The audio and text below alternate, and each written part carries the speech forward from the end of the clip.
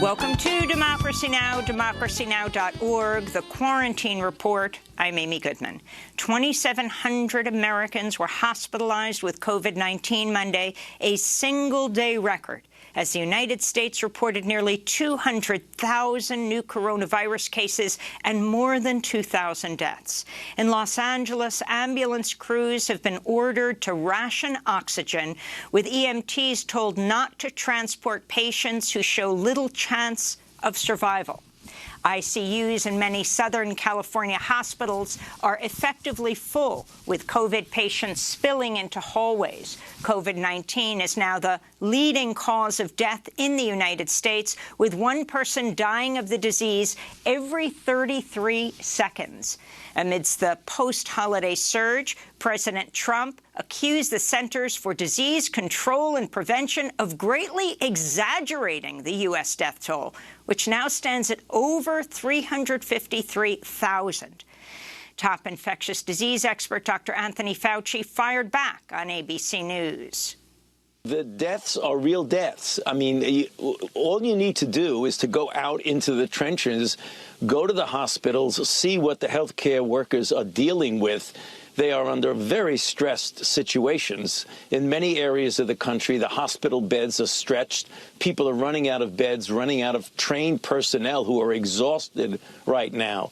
That's real. That's not fake. California reported more cases of a new coronavirus variant that many public health experts believe is even more contagious. It was also detected in New York for the first time, adding to fears it's already spread far and wide across the U.S. Meanwhile, New York Governor Andrew Cuomo said Monday he would fine hospitals that fail to quickly administer their allotted doses of COVID-19 vaccine.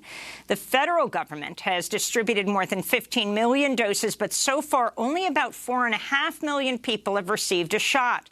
This comes as the Food and Drug Administration recommended Monday against a proposal to cut doses of COVID-19 vaccines in half for younger people in order to stretch the U.S. vaccine supply. FDA officials also rejected mixing and matching vaccines, something officials in the UK are planning.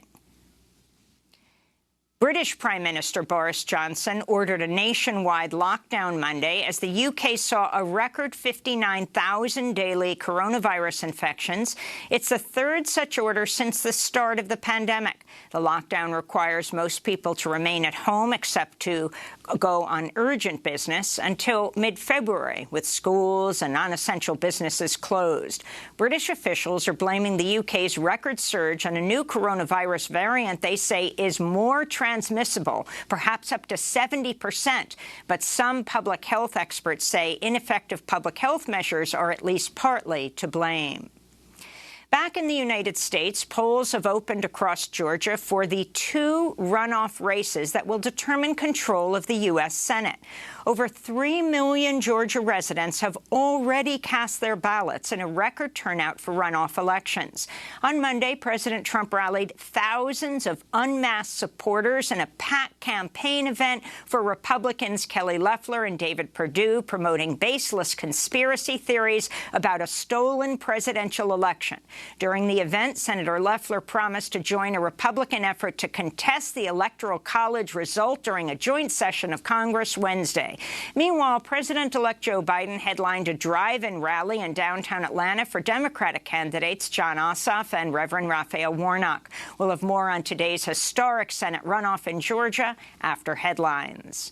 House Republicans are rushing to Donald Trump's defense after the president was recorded pressuring Georgia's Secretary of State to overturn the result of the 2020 presidential election in Georgia. House Democrats are preparing a resolution to censure Trump over the phone call. New York Congressmember Alexandria Ocasio-Cortez has gone further, saying Trump should be impeached. Meanwhile, a top Georgia elections official Monday debunked Trump's baseless claims point by point. Gabriel Sterling is Georgia's Republican voting implementation manager. This is all easily provably false, yet the president persists. On Sunday, all 10 living former U.S. defense secretaries signed a Washington Post op-ed declaring that the time for questioning the results of the election has passed. They also said the U.S. military should not intervene in the presidential election. They wrote, quote, efforts to involve the U.S. armed forces in resolving election disputes would take us into dangerous, unlawful, and unconstitutional territory, unquote. The Pentagon's approved a request by Washington, D.C. Mayor Muriel Bowser to call out the National Guard ahead of planned anti-democracy protests by Trump supporters. Wednesday's rally is scheduled to coincide with a joint session of Congress when lawmakers must vote to certify the results of the presidential election. During a similar protest in December, 4 people were stabbed and 33 arrested in violent confrontations between far-right groups and anti-fascist counter-protesters.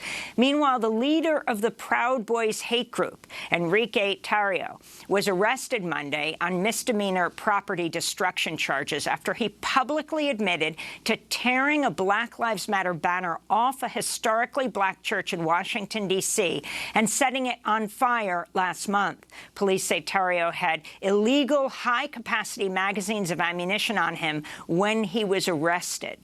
The Metropolitan AME Church has sued the Proud Boys for, quote, engaging in acts of terror and vandalizing church property in an effort to intimidate the church and silence its support for racial justice.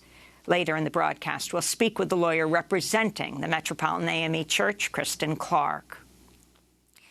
Iran says it's resuming enriching uranium to 20% purity, a level barred under the 2015 Iran nuclear agreement. President Trump unilaterally withdrew the U.S. from the landmark deal in 2018. Iran has long maintained its nuclear program is for peaceful purposes. This comes as foreign policy experts fear President Trump could be plotting an attack on Iran as one of his final acts before Joe Biden takes office January 20th.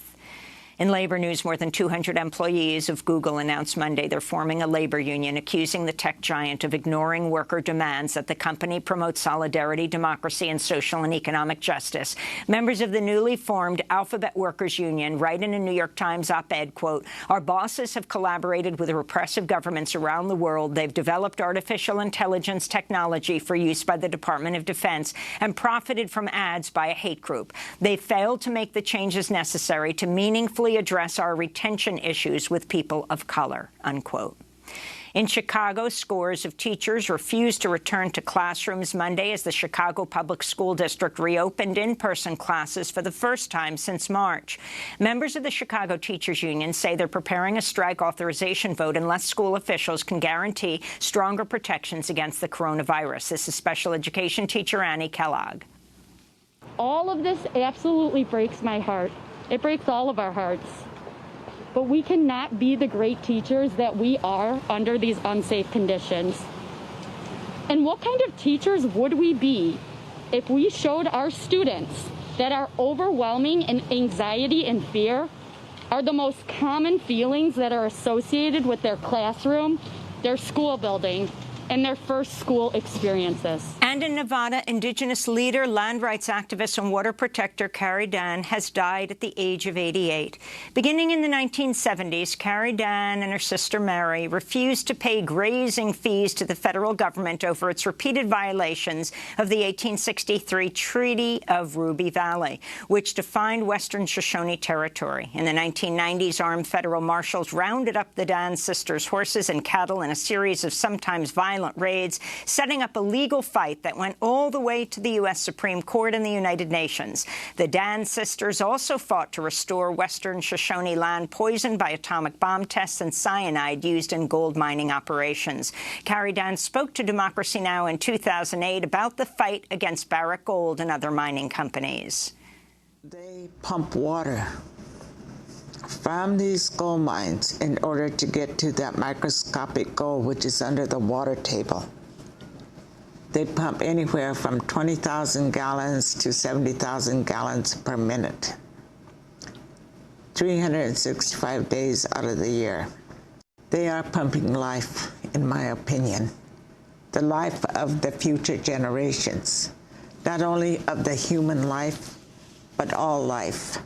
And those are some of the headlines. This is Democracy Now!, democracynow.org, the Quarantine Report. I'm Amy Goodman in New York, joined by my co-host Juan Gonzalez in New Brunswick, New Jersey. Hi, Juan. Hi, Amy, and Happy New Year to you, and welcome to all of our listeners and viewers across the country and around the world.